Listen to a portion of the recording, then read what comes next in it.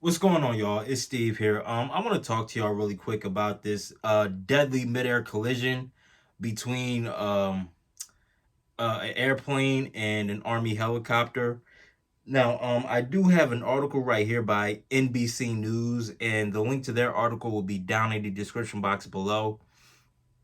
But I just wanted to read this to y'all, and make sure y'all check this article out. Make sure y'all read this for yourselves.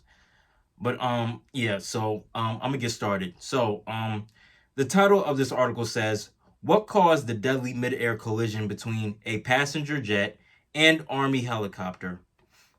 Investigators will be looking at everything from air traffic communications to technology failures that may have contributed to Wednesday's crash. Mm, Scroll down. Okay, let's see.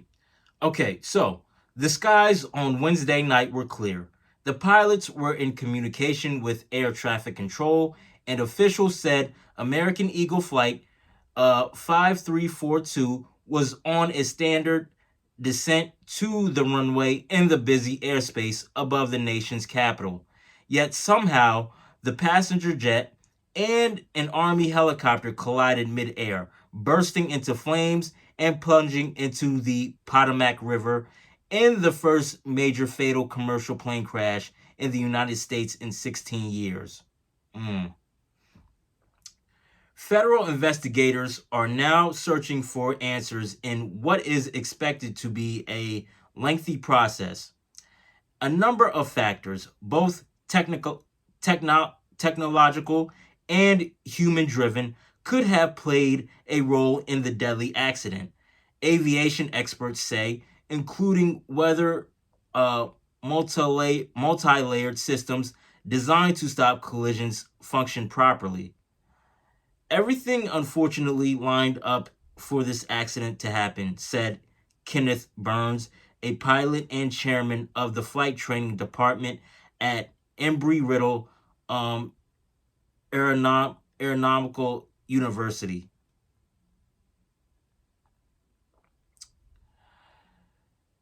The National Transportation Safety Board is leading the investigation, which will also involve the Federal Aviation Administration and the U.S. Army.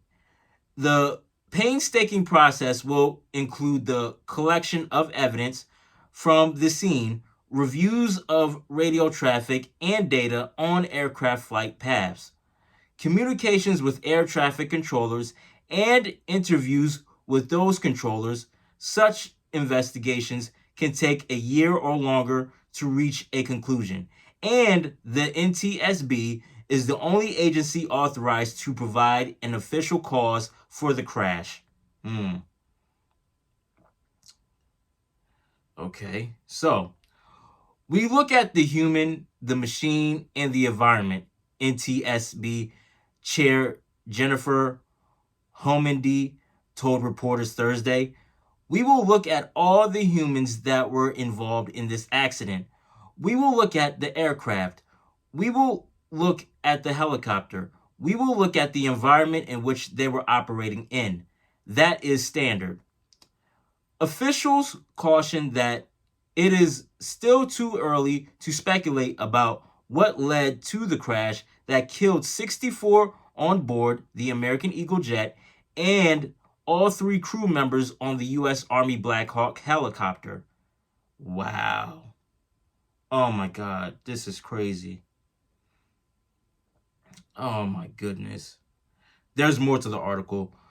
Aviation experts say that the focus for investigators will likely be on several elements, including an automated system that should have warned the plane's pilot that another aircraft was close by, the pilot's communications with air traffic controllers, and any visual obstructions that could have prevented the pilots from seeing each other. They will also investigate any missteps by the pilots, though two aviation experts told NBC News that there was nothing pointing in that direction. Mm. The disaster, the first major fatal commercial plane crash in the U.S. since 2009, happened just before 9 p.m. Eastern Standard Time Wednesday, as the American Eagle jet, a regional aircraft owned by American Airlines, was descending into Ronald Reagan Washington National Airport, where airline pilots routinely navigate tight and crowded airspace. Wow. Okay. Wow. Wow, wow, wow. Oh man, this is so sad, man.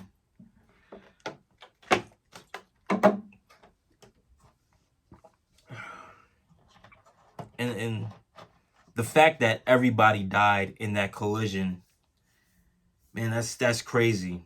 And it's scary to think about too, man. But there is more to the article. While commercial jets have a safety system called the Traffic Alert and Collision Avoidance System, or TCAS, that gives pilots verbal cues when they are in danger of colliding with another aircraft, most military helicopters are not equipped with the same technology, said Jimmy Cummings, a spokesperson for the U.S. Army Combat Readiness Center.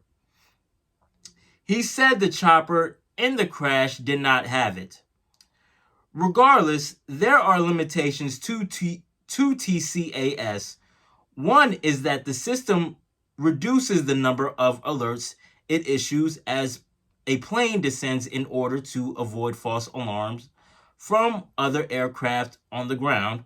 The American Eagle's last record altitude was 375 feet, according to aircraft trafficking websites FlightAware.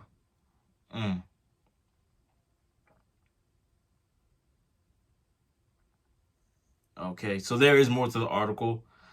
John Halverson, a veteran pilot who said he has extensive experience landing at Reagan National Airport, noted that FlightAware data appeared to show that a by-the-book approach and descent. He added that pilots at that point in the landing process are focused on the runway and their instruments. They were in the slot. They were exactly where they needed to be, he said.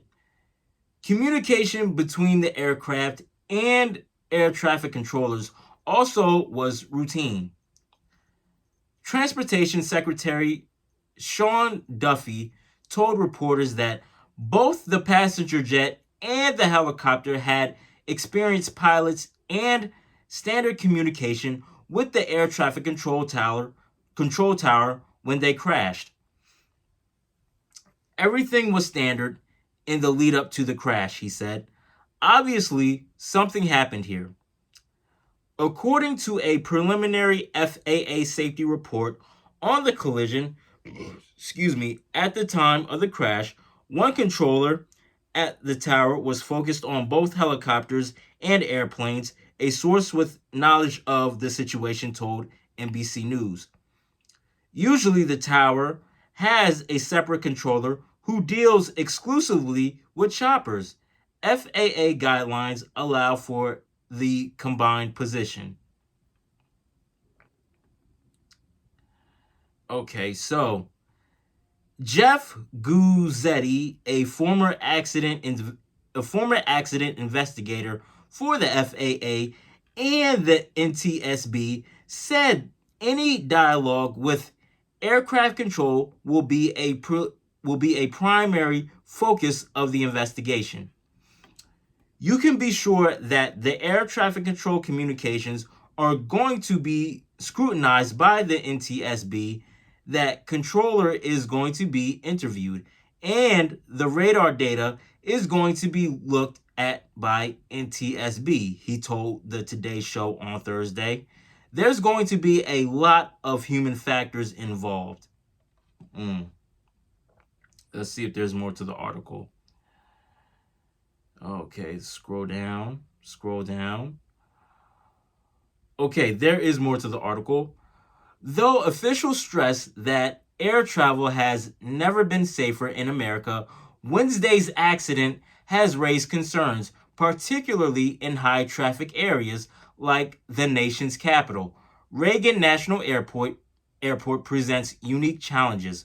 Limits on where commercial flights are allowed to fly, skies congested with military aircraft, and plenty of light on the ground, said Sean Pruchenicki, a former airline pilot and an assistant professor at the Center for Aviation Studies at the Ohio State University.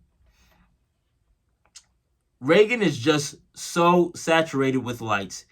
It's very easy to lose sight of an airplane in that flood of flights, he said. Mm. The aviation experts said there's also a possibility that the aircraft were in each other's blind spots. Oh, wow. Oof. Which planes and helicopters have, just like cars. The fact that two aircrafts were so close to the ground would have meant they had limited time to maneuver around blind spots. Oh, oh my God. Oh my God. Helicopter pilots can't be just constantly learning forward or backward because you could become disoriented, Pruchnicki said. So there could have been a visual obstruction for them as they were trying to find this jet, and they ran out of time. Man. A report this month by the U.S. Army Combat Readiness Center found that in fiscal year 2024, the Army had the highest number of serious accidents, including fatalities, in a decade. Of the 15 incidents, only one involved a Black Hawk. The report noted that pilots might not be getting enough flight hours. Oh man. Okay. That's interesting. Okay, so Jimmy Cummings, a spokesperson for the center, said it was difficult to explain the spike. He declined to comment on the flight hours issue, however. We're really not doing things differently. We do all we can to promote safety, but at the end of the day, what we do is dangerous, Cummings said. Wow. Wow, wow, wow. So there is more to the article. The American Eagle jet, which was carrying 60 passengers and 4 crew members from Wichita, Kansas, was on a normal approach to Reagan, officials said. The chopper, a U.S. Army Black Hawk, with 3 crew members from nearby Fort Belvoir, Virginia, was conducting a training flight, a common practice in the busy airspace above Reagan. Oh, wow. Okay. This was not usual with a military aircraft flying over the river and aircraft landing at DCA, Duffy said, referring to the airport. If you live in the area, you'll see that frequently with those two aircrafts working together. Oh man.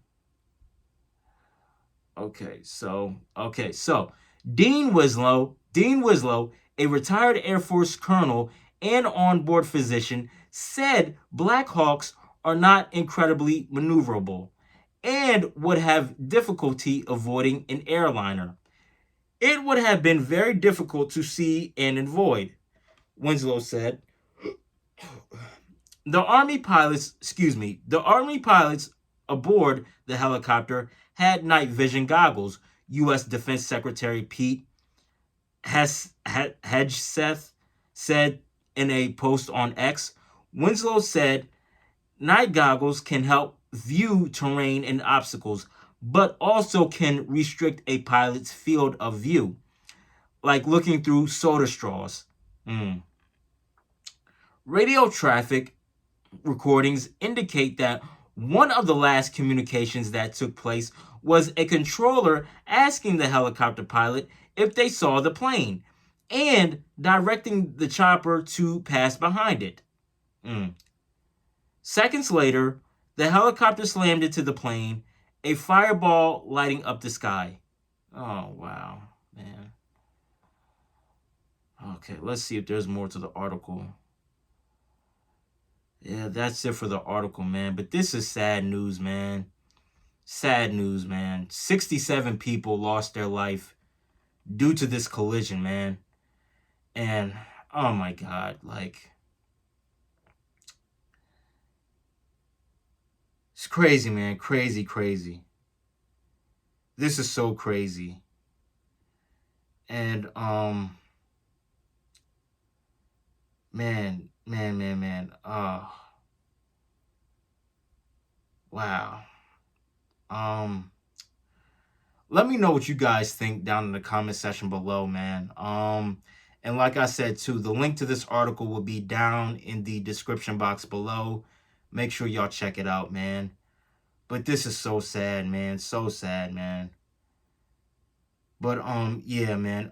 If you enjoyed the video, hit the like button, subscribe, share the video, and I'm out. I love y'all. Peace.